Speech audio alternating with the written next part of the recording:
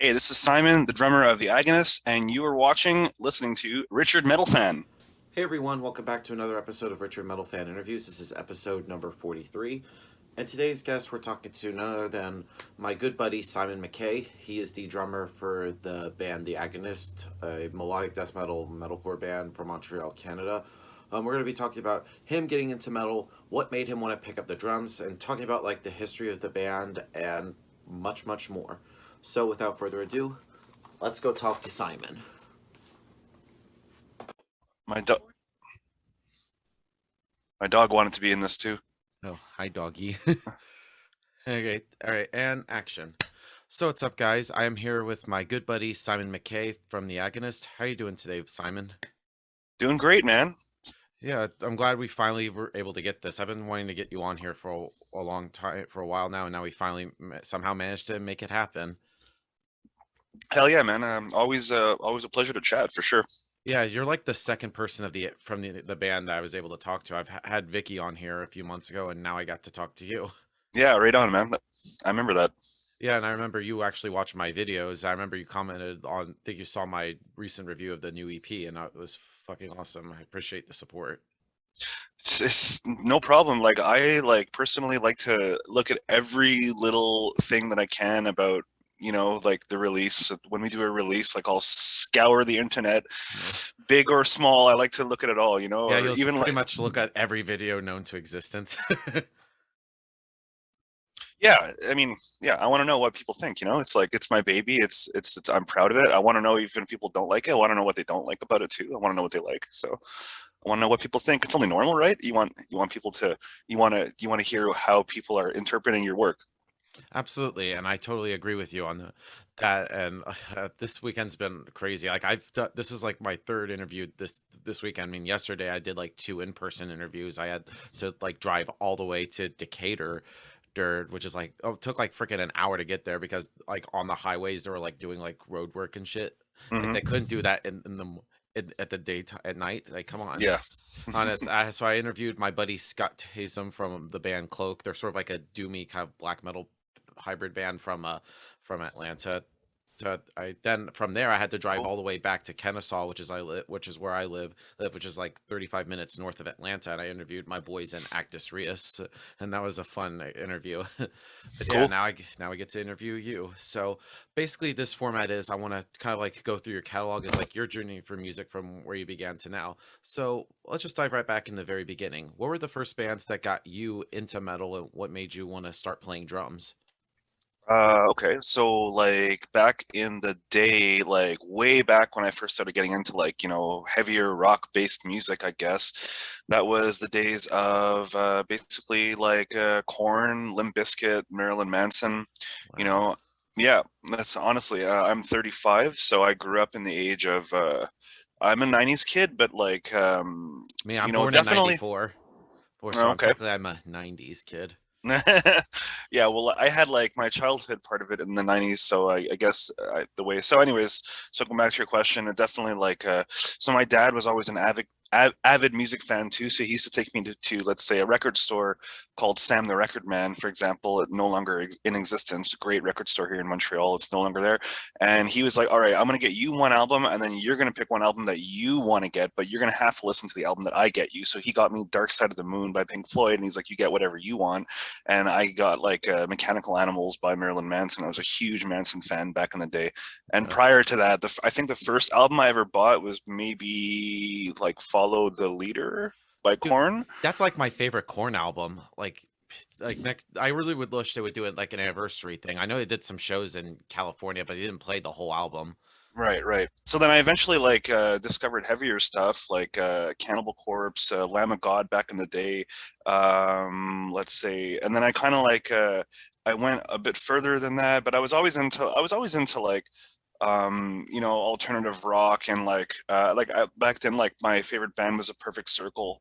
I was super into that band, Tool, to an extent, and but then of course things became a bit more extreme. Then I ended up getting into things like the good old like Cannibal Corpse, Dimmu Borgir, Immortal, and then I discovered Emperor, and Emperor is still my favorite band today. Yeah. Yeah, I'm So then actually that seeing was, Emperor in Vegas in August. oh, lucky you, dude. I saw them on the boat. We actually played, not Oh together, but yeah, I've heard about that. That was a hell of a trip. oh yeah, it was friggin' awesome, and they were playing, and the wind was every time I see this band, they have insane weather issues, and it just makes the show so epic. Like when I saw them in Heavy MTL, when we also played that show in Montreal last time, it was like an insane like fucking rainstorm. I was up to like Oh my my ankles in god. water. Yeah, dude, it was insane. Like, I was contemplating leaving because it was so disgusting, but I was like, fuck no, I love this band. And it was just so epic. And then on the Uh, boat, the wind was going insane, and they're just like playing like the banners were like flying, flapping. They had to oh my stop the god. set and like fix them. Yeah, so epic. Yeah, and I know Ishan's gonna be down here in Atlanta in June. He's doing a solo thing for Prague Power. Mm. That's awesome. It would have been cool if an Agonist got added on there. On Prague Power, do you think we would fit? Probably. I know they had, of course, your fellow Canadians and Unleash the Archers played there. I think you Hmm. guys could fit there. And I know Hypocrisy just got added on there too, which is Oh, more okay. just Well, heavier. Which I know you're going to be doing a tour with them in a few months. So yeah, can't yeah, wait for that. yeah. So what were your bands like before, like joining the Agonist? Because from what I saw on the Metal Archives, your first band was called Endcast. Endos, yeah. Yeah. That's there. That's cool. So Endos was a band that I joined. Yeah, they were like back when I was in no bands. I was like, I really got to be in a band. I was in like a rock and roll band and a punk band. Like this is way back in the day when I first started playing music, and I was like, I really want to be in a damn metal band, you know. And it's like, so I was an okay-ish drummer. I ended up actually I was a guitar player first of all, by the way, and then I Yeah. I took like lessons as a guitar player. Ended up being able to play some drums, and I was like, I kind of like drums, and I kept at it, and then I got better at it. And I joined Endos, and these guys were like, they were like a big deal in the scene at that time, and they were playing these big shows, and I wanted to be a part of it. I wanted to be cool and like being in a band, and you know, they even went on these small tours, so they let me join that band. Then I got better as a drummer. First of all, they said no, you can't be in the band. You have to be a better drummer. So I was like, I'll be fucking better. I swear to God, I'll. So I practiced every single fucking day, and I did get better, and I got the gig. And then, you know, we did some stuff like we did like touring, booked on MySpace Yeah. of the USA and Canada. It was rough as shit, dude. It was like Oh, how you wow. would picture like a band going on tour with no fucking money, like making fucking spaghetti in the forest on a Coleman's grill. It was like that Oh, shit, like I have sleeping that on image benches, in my head, dude. sleeping on benches, you know, doing what we got to do, canceling shows left and right because it just didn't. It was just, you know, it was like DIY and just. But man, those were great experiences. I'm super happy I had those experiences. So by the time I joined the Agonist, I was like the more experienced one of touring, you know. But Yeah. now it's all on the same level. Yeah, so how did you end up joining the Agonist? Because they already did this album. Now, obviously, you weren't on this album, even though you were kind of pictured on the back. But what I wanted to ask is, do you remember first hearing this album and how you've discovered the Agonist? Absolutely, I do. I do. I remember I was on tour before I went. No, my band Endost, we just talked about, had a tour booked, and right before on that tour, I heard this music that this band, the Agonist, that I was aware of. And actually, it's funny. Okay, back up a bit. Yeah. The first show I ever played in my life was at a small club no longer there called Club One in Montreal. Danny and Kells were in another band. Their band was called Solace, and the old drummer that I replaced at the Agonist, and some other singer. They were in a band, and we played I played my first show with those guys ever in my life, but we didn't know each other really. And I was struck by their performance though, because they were going nuts on stage, like rocking out. I had never seen anyone at our level do that before. So yeah, so that's just funny. We I played my first show ever with these guys, not knowing. But anyways, so fast forward, I had heard this music, and I could not stop thinking about it. This first album, I was like, man, this is like this band's gonna take off, you know, like for sure this band's gonna take off. I can feel it. I know it, even if it wasn't exactly my type of music that I liked and loved, like that first album I'm talking about. Yeah. I knew this band, and I couldn't stop thinking about it. And we went on, and so basically, like I went to go see this band play, and I got in. I was speaking with Danny a little more, and you know, they were going to their drummer was going to part ways with them, and this was known, and they were going to part ways with their drummer. And I caught wind of this, and I was like, man, I think I should play drums for this band because I want to go far, and they're going to go far. So I ended up auditioning for the band. They really liked, how I was playing. And then there was this whole weird thing of I was in the NDOS, but I was auditioning for them. And I just got off tour with NDOS. And I was like, I'm going to have to break the news to NDOS and they were like my family. And like, it was just this weird period. But I ended up basically just getting the gig and leaving the other band and just going full time with the Agonist. And then one thing led to another, and here we are today, friggin' 13 years later. Yeah, it's crazy. It's been that long. So when you joined the Agonist, did you, especially when you played with this on, well, you didn't play on this album, but the songs live, did you try to like play exactly to how it was on the album, or do you try to like add like your own little spin to it? No, I added a lot of different shit, and looking on it back on it now, I added too much different shit. Like if Oh I were to wow. play, yeah, if I were to play these songs again today, we don't play those songs a lot. We don't play the first album a lot, but if we were to revisit songs like songs we don't play anymore, like Trophy Kill, Take a Bow, I'd play them. I'd play them more like how it is on the album with like minor little things. I was very like excited and eager at that time to go wow, and that was very much apparent on the next album that I was on, the Lullabies album, when I just went like ape shit out of the gates. Yeah. Did you feel like kind of like nervous, like replacing a drummer and try to like, because there's always the saying is like, if your drummer sucks, your band sucks. So did you try, it's hard to describe it, but this album, I feel like first album with the band, how did you feel like recording this? I was just like stoked as hell, dude. I did it in one day. I Wow. just like I just killed it. I just crushed it. I was so like I had never been more ready for anything in my life. Yeah. So you just played the drums in one day. Yeah, I recorded all the tracks in one day. I'm Oh my, pretty wow. damn sure. I'm pretty damn sure. I might be confusing it with another recording, but yeah, I was just super like let's go. Like Yeah. What was like the whole touring like? Like, I think, I don't know if it was on the, when you joined, did you play All Play America for the first time? I know you did with the Endost. yeah, actually we did like one of our first ever little run of shows that was like 4 or 5 shows. Nothing crazy in the States was with God Forbid actually. Hell yeah. I've only saw them once back in '09 at Mayhem Fest. It's a Right. great band, and Doc's killing it with Bad Wolves.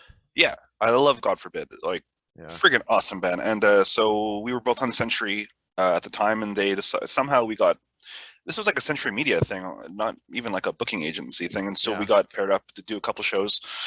The first one was at Hartford, Connecticut. What the hell was it? Venue's on the tip of my tongue. Anyways,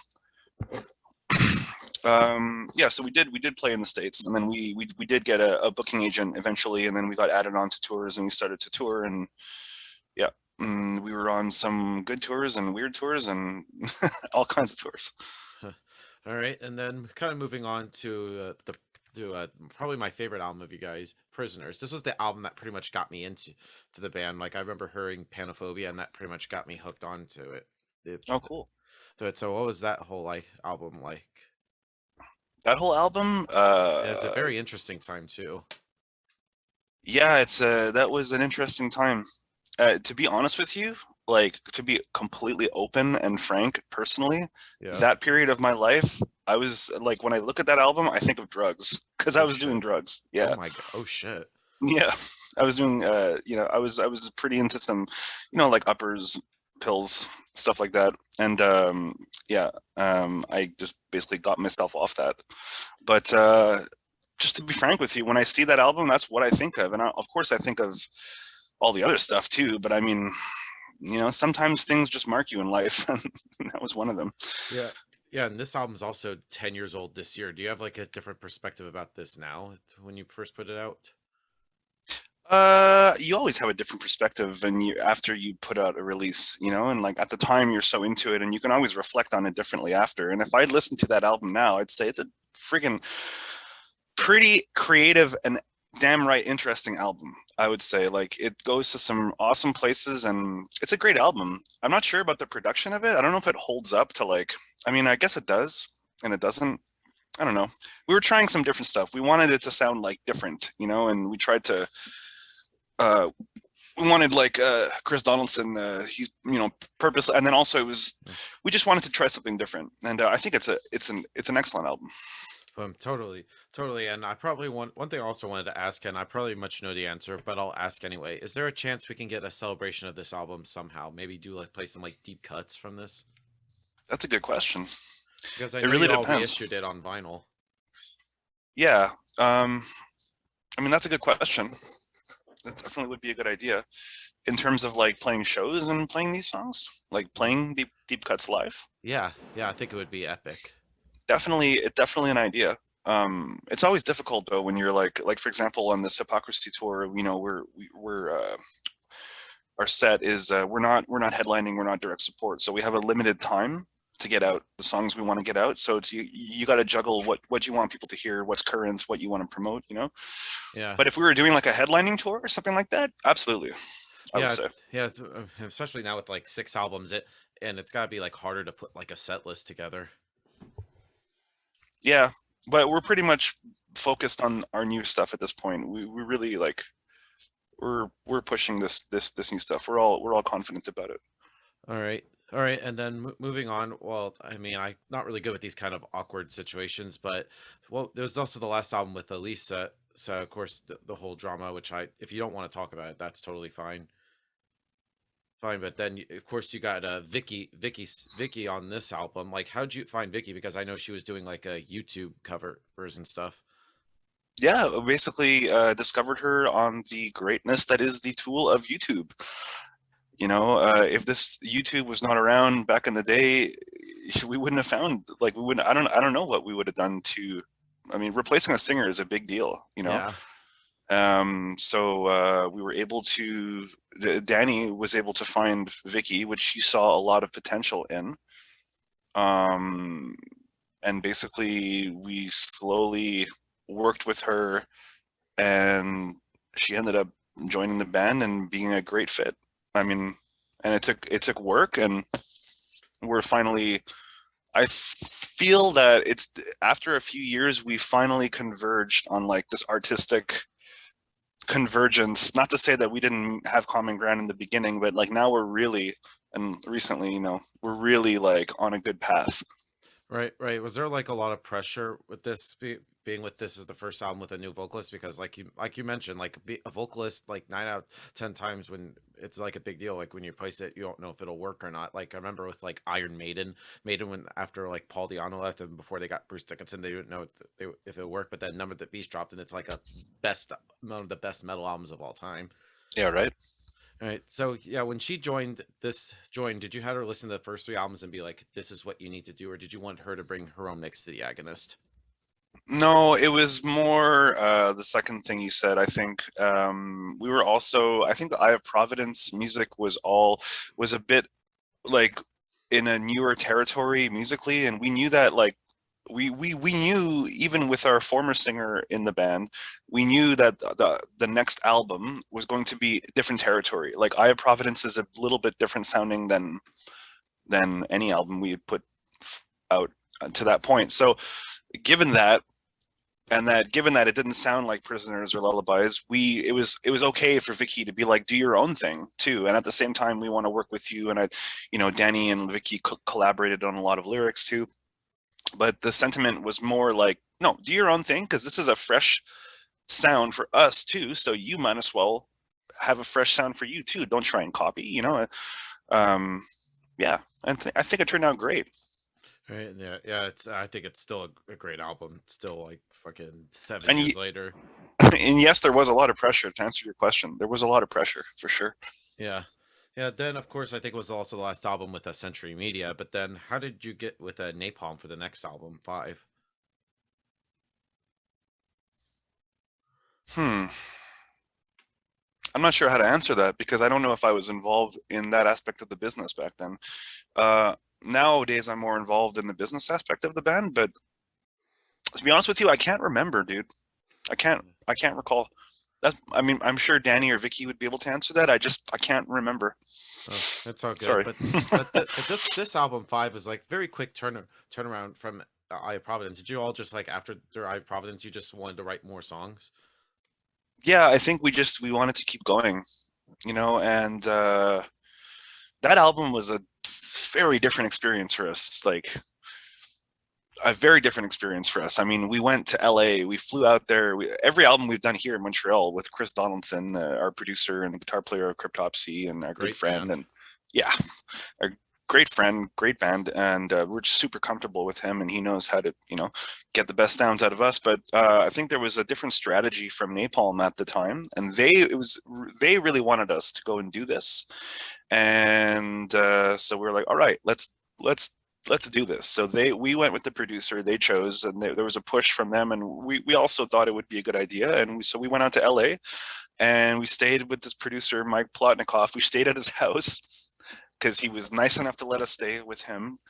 And we went to the studio every day and got work done. And we stayed there for like a month. And like fucking Dave Grohl was living down the street. Oh Like, shit, that was yeah, I awesome. mean, this was West Valley Studios in the middle of Calabasas in LA. I mean, we used to go to the mall, and it's like, swanky ass malls with like waterfalls and turtles in the parking lot. Like, holy shit! Like, you feel like you're gonna see the Kim Kardashian just walking around.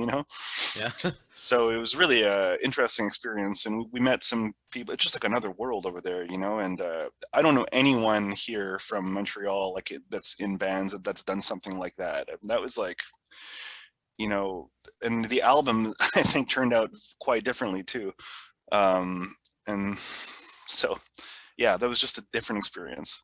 Yeah, yeah, and I think this is also, I remember during that same year, 2016, that was the first time I actually saw you all with the Agonist. You played that tour with Epica and Flesh God Apocalypse. How was that whole Oh, tour like? that was a really cool tour. That Yeah, was a very cool tour. I almost wish we were able to play our music that we have now on that tour, though. yeah, I remember Would have the been a better like I still fit. have like the tour poster in the background right there. Sick, sick, sick. I see that. There, yeah, yeah, and I'm like that was like the only time I saw you guys yet, but hopefully that will change hopefully in the May. Yeah, you bet. Yeah, and so then I think it was also that same year you collaborated with the Ehoam with the Elfa. I can never pronounce that band. Eoham. Wow. Yeah, Yeah, I yeah, did. yeah. You did. That's really cool that you know that. Yeah, you did like an EP that same year. How did you hook up with them? Oh, that's just a couple friends of mine here. Oh wow. Yeah, they wanted to know. I've actually done a couple of recordings for those guys. And they wanted to know if I wanted to do a couple tracks. That was actually a lot of fun. The last one, it's funny because I just listened to that like yesterday. Oh really? A friend of mine posted it, and I was like, "Oh yeah, I totally forgot that." When I listened to it, I was like, "Damn, the track rips." It was just a couple of friends wanted me to, record and get some shit done in there. I was like, "Yeah, hell yeah!" I've even played shows with them here in Montreal.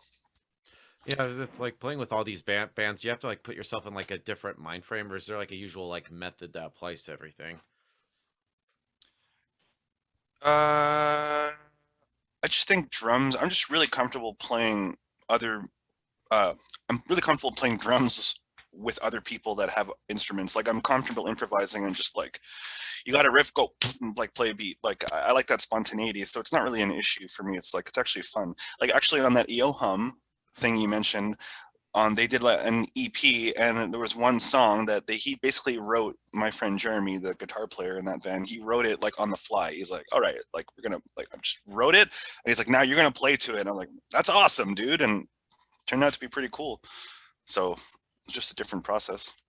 Yes, yeah, yeah, and kind of like you pretty much led me into my next question is like when playing drums or like writing them, do you need to hear what the guitars are doing in order to come up with the drum pattern, or do you usually have like an entire drum pattern written and the rest of the band their projects can write along to that? Oh, it's either or. Like if you ask me to come up with a drum pattern right now on the spot, sure, I'll give you 3, 4, 5, 6, 7, 8, whatever you want. Or I might hear a riff and be like, oh, I like those accents in the riff, and really, it all depends. I mean, I'd say all of the above. Oh, all right, then moving on to 2019, we got the Orphans. I pretty much love this album. I feel like with this and of course the latest EP, I feel like you guys got a lot darker and heavier here. Yes, sir. Sure. And what was the whole like making of this album and the whole writing and recording process like? That album was like we really got together and we worked on it together hard, and we did like a lot of pre-production, a lot of bouncing back and forth and stuff of ideas, and just right out of the gate, I knew this was going to be like awesome. uh, I knew when I was programming the drums for the song In Vertigo, I was like, I want this. I want a lot of blast beats and double bass. I want this song to be like a train. Yeah, I'm super proud of it. We're all super proud of that album, and I think it defines us quite well. Right. And do you usually like take a different approach to like all your albums that you've done, or is there like a usual formula that the Agonist sticks with? I'd say it's the opposite. I'd say that there's always been a different approach to every album up until the Orphans album. And up until Orphans, then we realized, you know what? Let us try and stay on this path of somewhat dark and melodic music. Let's not stray from this path because people like this and we like it. And I personally, I've never been more connected to the sound of the band personally because it's more up my alley now, the dark heavy music. So now there's more of a conscious effort to stay in this sort of sound. And who knows what, you can do a lot in this. It's not like we're boxing ourselves, but Yeah, and I know you pretty much have like different styles. Like you have the heavy stuff, the melodic stuff, more epic stuff. So does like everybody in the band sort of like bring in like a different like influence to the table? yeah, I mean, everyone has widely different influences in the band, vastly different, actually. It's kind of crazy that we can all kind of agree, if you think about it. But maybe that's what brings the different flair too to the music. Right. And with like is it like easier to like bring in like the elements like if you're like alone, or do you need like Vicky and Danny and the rest of the band, or can it also be like collaborative as well? What do you mean exactly? Like Like when working you're together? writing? Yeah. Well, I think that might differ for different people. Like me personally, I'm the most creative when I'm alone and no one's around me, and I'm just like in my own box, in my own zone. Um, I mean, I'd say that the way we write our music now is like we send tracks to each other and we'll work on them and send them back, and we're working on Cubase or like whatever recording system. So in effect, we're kind of working in our own little bubbles, but we're communicating about what we're doing and using technology to write music at this point, which is very interesting. It's a All really right. cool way to do it. All right, and then of course your most recent release, Days Before the World Wept. Love this EP. I just got of course got ordered the vinyl signed by all of you guys. Right on, man. Just remember I was telling you that on Messenger. Sure, was that like EP sort of like something to hold people over for a follow up to Orphans, or is this kind of like a one off thing? How did that whole EP come to be? Well, basically, actually, two of those songs on that EP we wrote during the Orphans period, Oh, and they really? yes, the song Immaculate Deception and the song Feast on the Living were intended to be on Orphans. And we decided to take those two songs out and save it for a later release. And I was so like upset about it because I love those two songs and they really brought a more aggressive vibe that I wanted, but finally, ultimately, the band agreed it would be a better idea. And finally, it was a great idea because they fit great on the EP. And then we decided to redo Resurrection because we love that song so much, and the production kind of made the song fall short. We found on the five album, it didn't deliver the full like quality of what that song could be, and now it does. And then we wrote an additional other couple songs, the Remnants in Time song. And the Days Before the World Wept, and actually, Days Before the World Wept was also wrote. I'd say Danny wrote that because Danny wrote that all of that, and then we chopped it up together. And Danny wrote that right after the Orphans period. Oh, So this wow. is yeah. So it's kind of like this EP is in kind of like it's kind of like an after shadow of Orphans, but like not in a careless way. It happens to be that. And I would say that whatever we do next, I mean, I'm really excited for whatever we're going to do next. I think it's going to be really good. I can't see how it's going to be bad. We're on a good path now. So Yeah, and I've heard this is also, I think also with Orphans, this is also a concept album, if I'm not correct. yeah, it can definitely be interpreted as such, as sort of a man who dies and comes back. And when he comes back, he realizes that things are not how they used to be, and he doesn't want to die. It's a struggle of not giving up. There's a lot going on in the EP. It's meaty, man. You can dig Yeah. into it. There's a lot to dig into. Meaty goodness. From a vegan. Yeah, from a or vegan-y goodness. Yeah.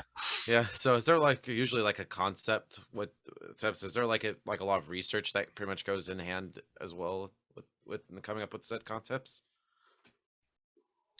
Um, that's more of a question for Vicky, but I know that Vicky really this came to her naturally. I don't think she was doing research about concepts. This is a story that came to her. It really, like, even when I asked her, like, wow, like these lyrics for Days Before the World Wept are so amazing. Where'd you get the idea for this? Like, when I first asked her, she was just kind of like, I don't know. Like, she didn't have an answer for me because it just came from her. Yeah, and I could never would also interpret it like orphans to be a concept at all. But I feel like there's like a difference between having a concept and being conceptual. Like I feel like there you have to listen in a concept to be very in order. Like especially going with orphans, you have to start with In Vertigo and then end with Burn It All Down. And with the EP, we start with Remnants of in Time and Days Before the World Web. So, but I feel like you can also like be also a little bit shuffle friendly. I feel like it can be approached in different angles. Yeah, I would say so too. I would say that the order of our tracks on any release is something that we debate about a lot. It's important, but All right. Thankfully, yeah. All right, got a couple more questions for you.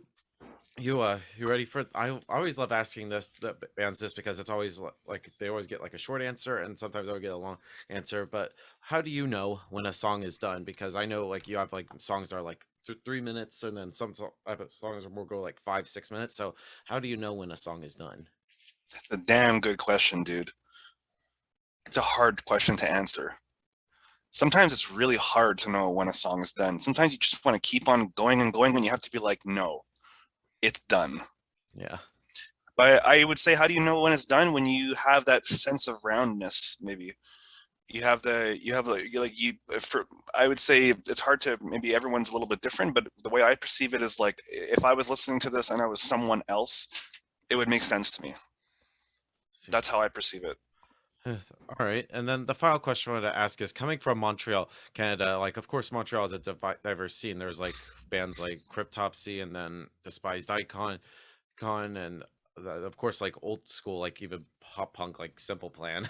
And so, is there like a scene in Montreal that you fell a part of, or was it for the goal for the Agonists to like get outside of your country and play in front of like different audiences? Montreal is a friggin' amazing scene. Like it's overflowing with talent, and there was never an effort on our part to be like, let's be a Montreal band or whatever. We just happened to be from here, and we just happened to get lucky and got signed and was able to tour internationally. A lot of it is I'll chalk up to luck, honestly. Just being born in one place, and I'm super proud to be from Montreal. I'm super proud of all the bands from here, Beyond Creation too. Oh yeah, hell of a band. Beneath the Massacre. I mean, the list could go on and on and on and on and on. I feel like it's just a heavy part of the scene as well. Yeah, I'm super proud to be from Montreal. I'm super proud of the Montreal scene, and I'm very, very proud to be from here. But I don't know if like we're a Montreal sounding band. I'd say I would like to say we are, but I think we're more of a Canadian sounding band. Yeah, nothing wrong with Canada. I have plenty of friends there. So before we go, I just want to thank you so much for this interview conversation. It was great talking with you, buddy. I hope I could get like the rest of the band. Like I got Vicky and I got you. I just would love to talk with like Danny, then Chris and Paco. So that would be great. And then I pretty much got everybody. So is there just anything else you would like to promote with the Agonists in terms of like new music? I know we got the tour coming up with Hypocrisy, Cardiac Ongren, and Hideous Divinity. Is there just anything else you would like to plug? We really, really want this tour to be awesome, and we know it will. I mean, it's really like that's all I can think about. This tour is going to be sick, and if you get a chance to come out to one of these shows, if you're looking at the flyer and you can go because it's going to be good. Because all the bands, I can see Hideous Divinity are working hard.